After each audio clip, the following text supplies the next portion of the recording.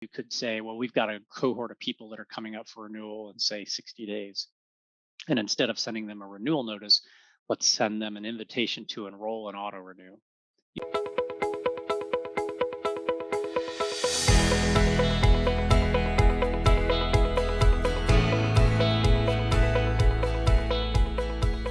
Welcome to Sengii Talks, the show that brings great ideas and the people that have them together. Great. Well, we've got Barry Elk with us today, and he is a seasoned direct response marketer. He has held marketing-driven roles in for-profits and non-profits, and he understands the challenges of consistently delivering year-over-year gains, even in times of budget austerity. And so we are looking forward to hearing from him. Barry. All right. Thanks, Kate. Well, starting with housekeeping, I am going to turn off my video feed in Zoom, and you'll see I'll show up in the presentation. If you're using the Zoom window that shows everybody's video that's not on, you can hit the little dash and minimize that if you don't want to have that bother you, because my video feed will show up in the presentation.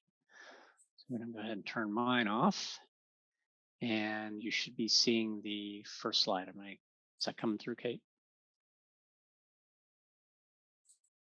Sorry. Yes, it is. Okay. Well, good morning, everyone. Thank you for coming in this morning, and here to give a little presentation of automatic renewal programs within associations, membership organizations, and general continuity marketing. Our agenda for today, come on. See, there I am. Our agenda for today, I'll just go through a quick introduction of myself and my company. We'll talk about why use automatic renewal if you're not already using it, and maybe why you shouldn't use it. Generally, that's not true. I'll give a quick don't do this story just to get us started.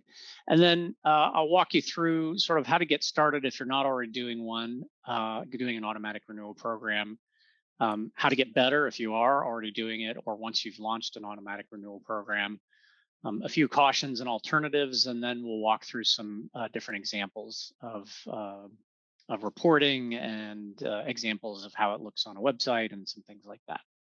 I'm happy to take questions at any point. I cannot see the Zoom video. If you want to ask a question while I'm talking, indicate that to Kate or Noelle via the Zoom interface, and they'll let me know.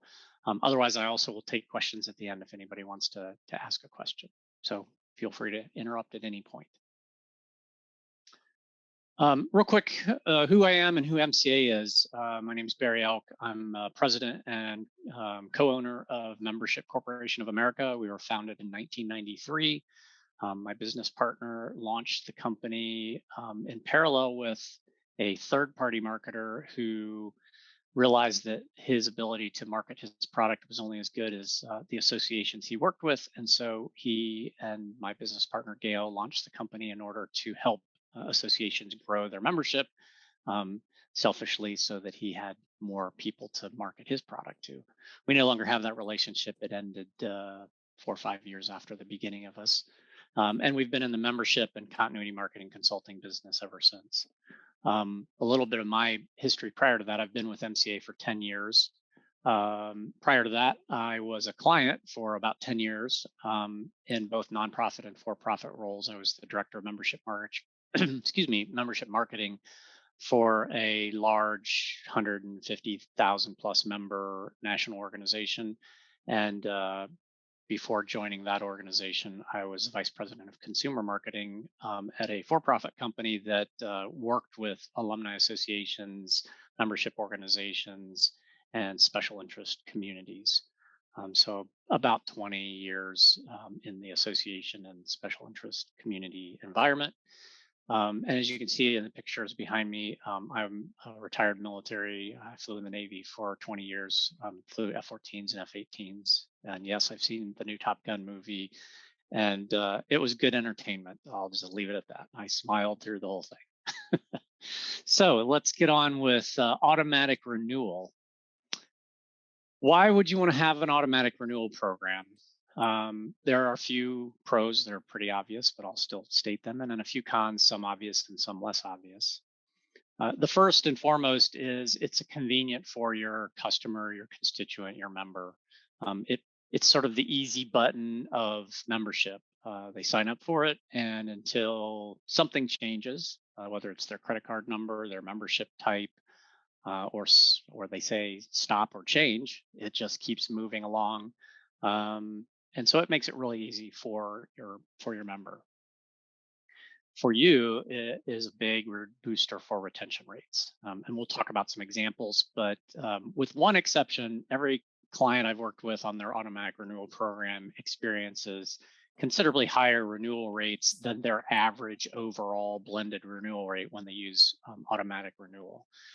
So if you're looking to boost your retention numbers and you don't have this program, or you have this program and don't know how well it's running, or you know how well it's running and it's not running great, all of those are reasons to look to improve your automatic renewal. I would put this in the very small category because particularly if you're starting up, cost per renewal could be hard to quantify, or there are going to be some puts and takes when you start automatic renewal. But in general, an automatic renewal program will allow you to avoid some costs typically associated with renewing. Depending on how many of your transactions are credit card already, you may have the same amount of charge discount that you're having to pay for credit cards.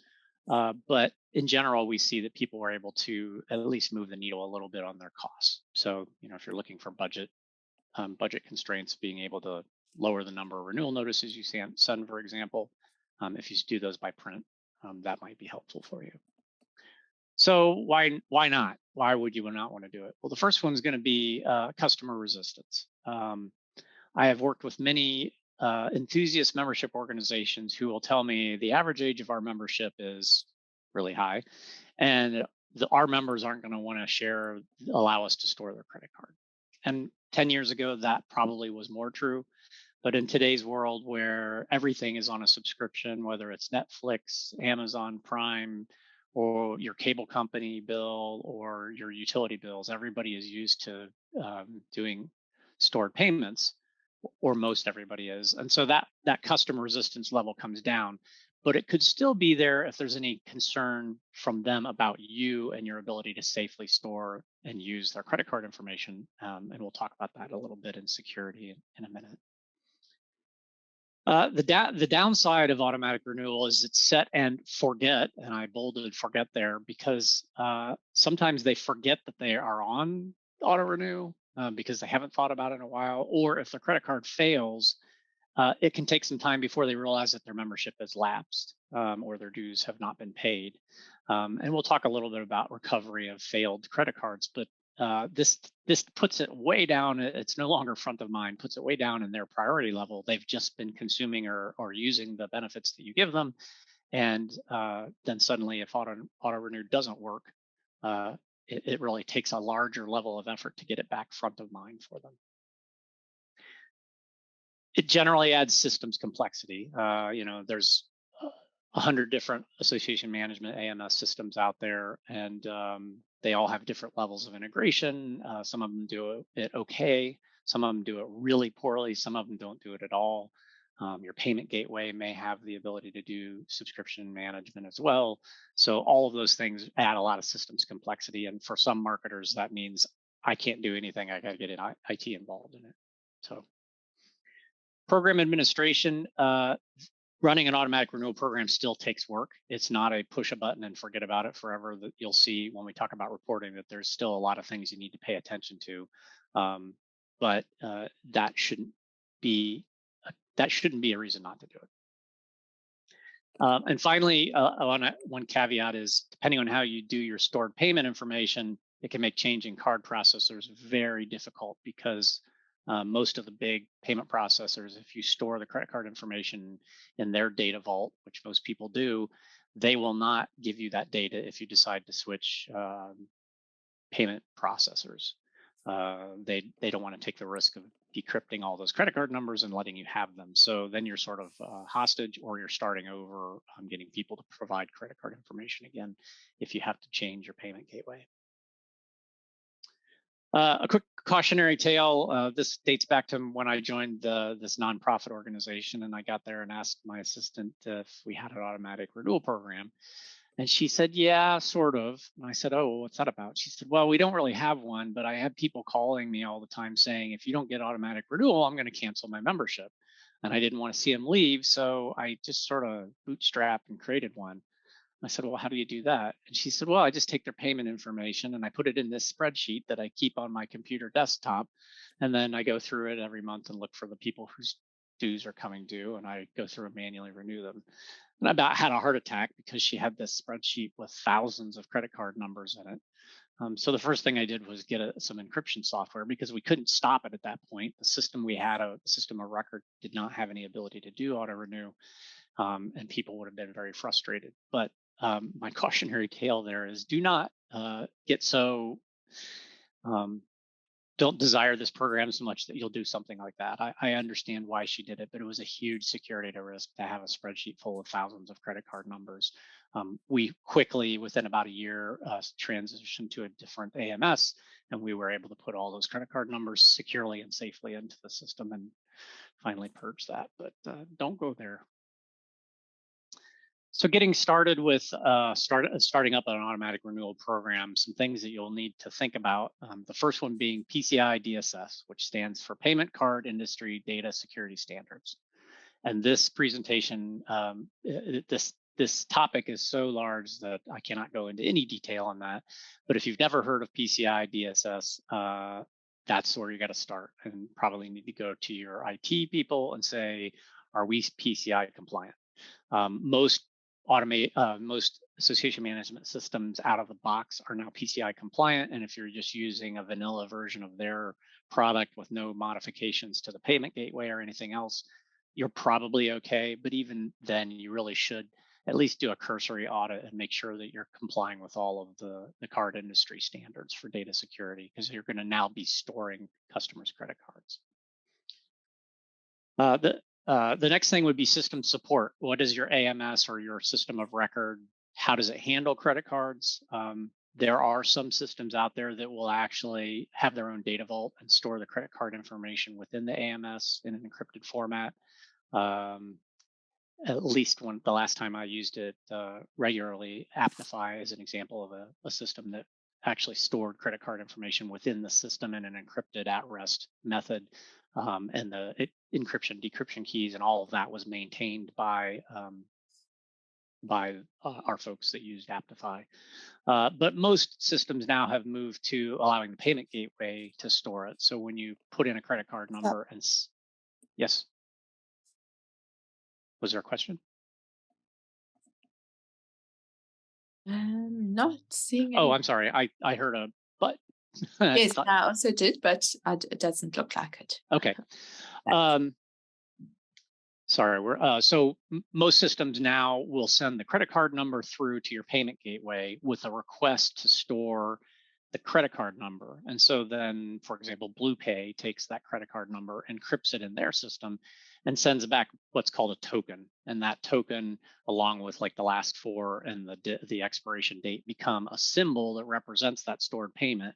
And if you need to then charge that credit card again, you send through the token and say, please charge this token, but you don't actually have the full credit card number anymore in your system.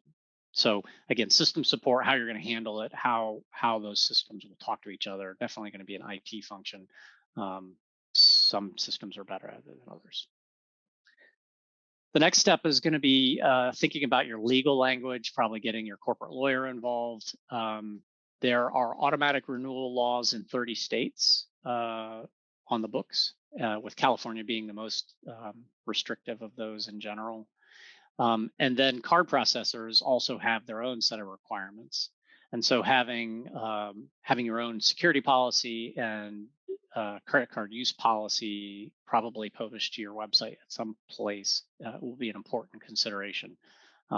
Again, I'm not a lawyer. I'm not going to give you legal advice, but I would suggest getting a lawyer involved in that if you don't already have an automatic renewal program. The next thing you're going to need to think about is the timing of your entire automatic renewal program. And I would encourage you to start with a flow chart. Just get out a piece of paper and start mapping it out. Sort of depends on how your memberships or your association dues renew. Does everybody come due at the same time every year? Do you have monthly rolling? Do you have quarterly dues? All these different things of how they get paid is going to dictate a lot of what you do with this program. You also need to make a decision about how early you're going to notify somebody that you are going to charge their credit card, how early you would notify somebody whose credit card is expired that they're going to need to update it, and then also the timing of any of the communications, like if a credit card fails, a transaction message that you've successfully charged it. I'm going to talk about a few of those things in a minute. But you need to flow it out before you even start doing any of the software or process side of it. You need to understand what you would like to happen in a flow chart. Marketing messages, you're going to need, I already mentioned a few, you're going to need the communications that go to people when a credit card fails, when it's successful, how they can opt out, how you're going to promote it to get people to opt in. Are you going to campaign it, or are you just going to make it a checkbox on the next renewal and hopefully people will opt in as they go along? Lots of marketing decisions that are going to have to go into launching a program.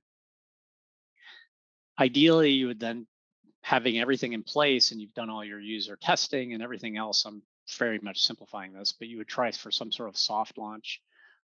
For example, you didn't know how it's running, and so you need to have some performance reporting. And I'm going to give you a very detailed example of that here at the end, but you need to know the numbers. What's the flow of numbers in and out of this program? Because if it's not working, you could actually end up with renewal rates that are worse than just sending out a renewal notice, and that we don't want that. Failure recovery, what happens when a card does not go through? You need to have a plan in place. And again, I'm going to talk about some examples of what you could do, but you should have a plan in place. And then finally, what happens after you've gone through this whole process and somebody fails to renew and their credit card has failed or is expired and you haven't been able to contact them? You're going to need to go back and try to get them to re-enroll. They did it once, they're interested in the program. You're just not the first thing in them that they think about every morning when they wake up. And so it's going to take an effort to get people to come back into the program. Likewise, we all have had the experience of having our credit card number invalidated or stolen, or the credit card company comes up and says, we think there's been fraud on your card and we're going to give you a new credit card number. Well, we have to have the ability to get people to update because they got sent a new credit card number. So having that process in place and thinking how you're going to execute that. Okay, so whether you're starting new or you already have a program, eventually you're going to want to think about getting the program working even better. And I talked about enrollment and incentives, using some sort of discount, premium, or other incentive to get people to enroll and auto renew. Is the difference between moving along at 5 or 10% of your membership being on auto renew to getting as much as 50% of your membership on auto renew. Incentives will play a huge role in that. For card processing, if charge through rates is not a piece of is not in your lexicon and you're going to run an auto renew program, you definitely have to have it there.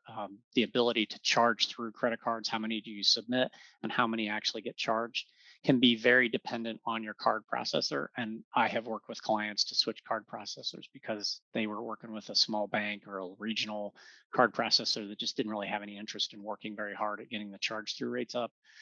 So that's a key piece of your program. Used to be that we had to work really hard to get information, like I mentioned, if your credit card was stolen. Now most of the big processors have auto updater. It's probably a program you have to opt into, and some processors do charge some fee for every update that they provide you. But this is a case where if my credit card company said, we're closing your account because of fraud and issuing you a new number, you can actually get that token that you've already created associated with the new number, and you don't have to go out and ask the member for the new number. The bank will take care of all that in the background for you. So that's a really key function to use within an auto renew program.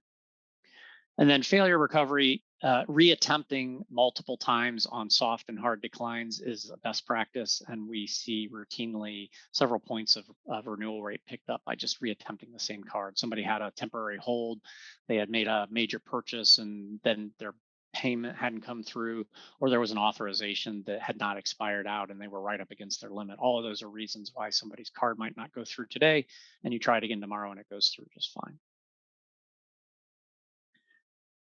Marketing and transactional message performance. Most people turn this program on and they forget about it. And it's really important to know the open rates and if there is any call to action within the emails that you're sending out, for example. You should be monitoring those. They're just as important as any of your other marketing messages. And so somebody should have the responsibility for looking at the open rates and click-through rates if there is a call to action within the email. And again, failure recovery, another place to think about is what are you going to do with a record once you've tried everything and they still haven't been able to successfully renew? If you have a contact center, maybe you can hand them off and start dialing for dollars. We have clients who outsource it to somebody else to do that calling for them. You can drop them back into your renewal stream, or maybe you just create a specific dedicated snail mail letter that you send to the client or member and say, hey, we couldn't charge your credit card. Can you please contact us with an updated information? All right, some cautions. Visa, MasterCard, and Amex all have their own specific rules. They're not identical. And right now, MasterCard seems to be the most stringent about those rules.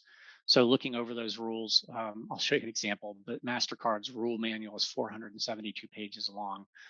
So there's a lot to know there. Not all of it pertains to automatic renewal, but there are some key portions. I mentioned before, 30 states have laws specific about automatic renewal programs. And you need to know both what your home state is, wherever your corporation is, but if you have memberships across state lines, interstate commerce, you have to comply. So if you have members in California, you have to meet the California requirements if you have enough numbers there to meet the criteria. And I think it's something on the order of 5,000. I don't remember off the top of my head.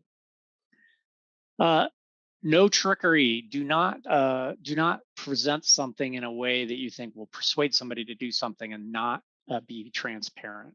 This should make it easy for them and make them trust you. And if you don't do this, you're going to have chargebacks.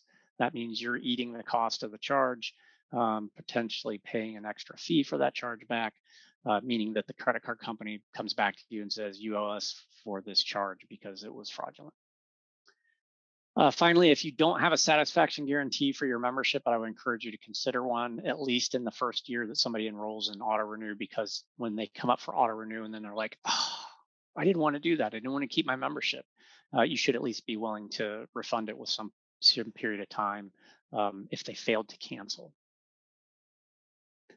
Alternatives to automatic renewal, I have used this with a reasonable amount of success, the I Promise program. So we refer to when a customer calls up and says, stop sending me so many renewal notices. We call that a probability. And the probability there would be to try to get them to enroll in auto renew. But if they say to you, I don't trust you people with credit card numbers, I am not giving you my credit card number to store. We have used a program where we say, well, okay, if you promise to pay your dues on time, we will only send you one renewal notice right before you expire. And this solves a customer service issue. And most of those people who are long-term members are probably going to pay without having to send them 4 renewal notices in advance. That does require some operational capability, but that is an alternative. Multi-year discounts, without getting into a lot of detail, is another great program where you offer multiple years of membership and provide a discount for giving that big chunk of cash up front. I would not call it an alternative. I would call it an adjunct. But if you can't run an auto renew program, this is a way to boost your renewal rate as well. Early bird discounts are programs where you go out 6 months prior to membership dues and say, we're not crazy. We know your membership doesn't expire for 6 months, but we've got a deal for you. If you renew today early, we'll give you a 10% discount. That's a way to boost your renewal rate without having an automatic program. Finally, we have some clients who, for example, we have a professional, individual membership professional association client who has a fairly large dues amount, and their members have told them they can't afford to pay that in one chunk every year. And so they do monthly payments of both credit card and pay by check or EFT transfers and do those automatically. And that has another whole set of rules that I'm not even going to get into today, but it is an alternative to do EFT instead of credit card. Here on the slide is an example of sort of a summary of the MasterCard rules related to automatic renewal, and I'm not going to read you all these words, but the keys here are you have to disclose very clearly the frequency and the amount that you're going to charge. So if you're going to do once a year, you need to say, we will on next year, we are going to charge you a full dues amount of X. You need to provide a way for them to cancel very easily. If you have something called negative option or free trial where they pay a low amount or no amount and then their card gets automatically charged after a certain amount of time, you have to communicate to them within 3 to 7 days of that automatic term startup that you're going to charge their card. You need to send a receipt after every transaction. And yes, if you do monthly dues, according to MasterCard's rules, you have to send them a transaction receipt every month. We all probably have experiences with companies who don't do this. And there is these are not laws, these are MasterCard policies, but they state that they can incur penalties or drop merchants who do not comply. Have to have an easy online cancellation method or an online page that says the phone number that you can call and unambiguously cancel your automatic renewal. And finally, if you're an annual renewer where you're going to have more than 6 months between charges, somewhere between 30 and 7 days in advance of the charge, you need to send them a notice that you're going to charge their card and how they could cancel. There's a screenshot of the MasterCard transaction processing rules manual. And as I promised, or as I told you, there are 429 pages. But the section on subscription management, which is what we're talking about with automatic renewal, is actually only about 1.5 pages. So it's not as bad as I made it sound. So here's an example of a membership that has an automatic renewal program built into the enrollment. And I will tell you in advance, this does not comply with the rules that I just told you about. So this is something I'm working with this client on. But you can see they have save $8 today by signing up for automatic renewal. So this meets the criteria of making it easy. I just check a box, meets the criteria of giving a discount, so it incentivizes it. In fact, if I check it, then in their example, checking the box immediately shows the discount and says they will be charged $52. The reason this one's not compliant is it doesn't clearly disclose that next year they will be charged $60, that the discount is a one-time discount. So we're working to get some language on there to make this one correct. I talked about reporting a wall of numbers here, but I just wanted to mostly show that having some sort of monthly processing flow that tells you what's happening is really important, because it's possible to end up worse than if you didn't have auto renew if you're not paying attention. So in this example, we have in the month of April, the records that flow in, how many cards, in my example here, how many cards have expiration dates that will not allow us to charge. A little secret, we used to just increment those by a year and try them again. But with Auto Updater, this is not as big of an issue anymore, but I showed the example. So we submitted this number of cards, and we got this many, 120 cards to go through on our very first attempt for a 72%. A breakdown of the declines.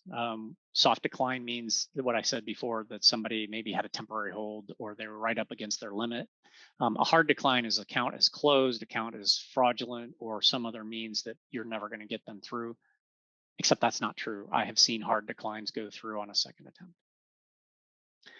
Then I mentioned that a good practice for recovery is to reattempt at least once and ideally twice. In some places, experience returns even 4 and 5 times later.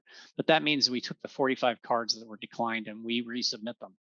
And lo and behold, two of them went through the next time, 24 hours later, which isn't a great return rate, but it's still better than nothing. And we submitted again, those 43, and we got 3 more.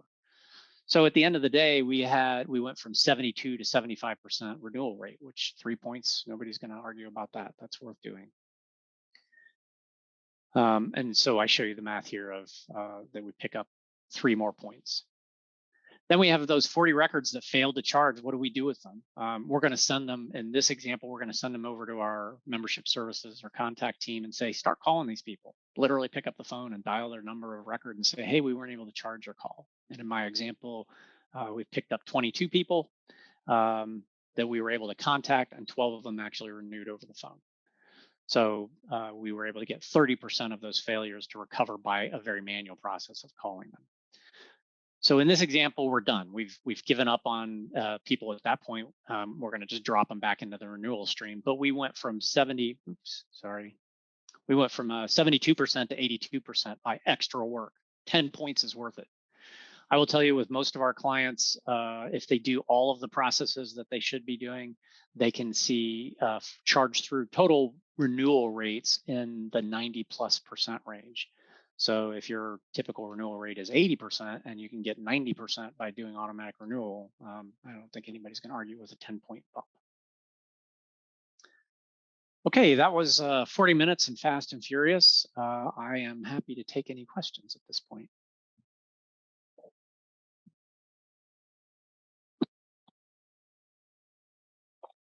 All right. Well, if you don't have any questions now, or you think of one later, feel free to reach out to me. My contact information's here, and this recording, I believe, is going to be posted on Sengii's website afterwards. So feel free to go back and review or share with somebody else on your staff who might be interested.